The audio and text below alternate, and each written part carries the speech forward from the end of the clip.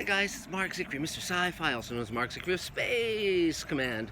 And please check out the video I just posted about Space Command shares, because you can buy them for $7,500 and you'll get some of the profits in my profits in the first 4 episodes of Space Command. So you can email me at gmail.com, markzicree@gmail.com, or 323-363-1259 if you'd like to hear my dulcet tones. The shares are $7,500 each, and it'll help us shoot the rest of Space Command Forgiveness and get 4 hours of Space Command to all of our wonderful fans. So, but that's not what we're here to talk about today.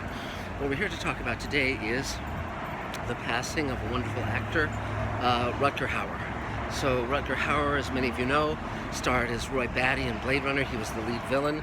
And again, villain is an interesting term. He was, let's say, an adversary, because by the end of Blade Runner we see his humanity and our sympathies switch to a certain degree, as does the sympathy of Deckard, the detective hero played by Harrison Ford.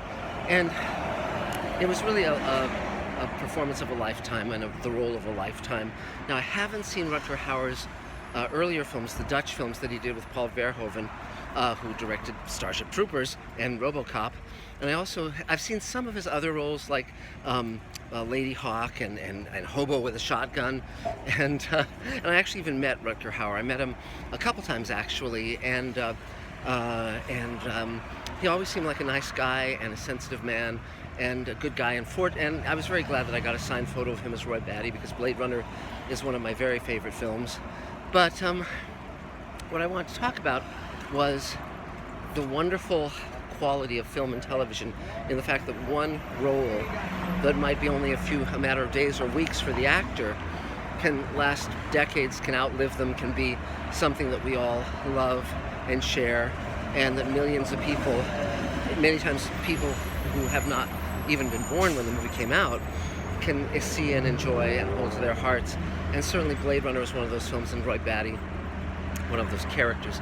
The thing that was so great about Rutger Hauer in that film was that Roy Batty seems intelligent, he seems powerful, he seems compassionate in a strange way, but also cruel, and you never quite know what he's going to do.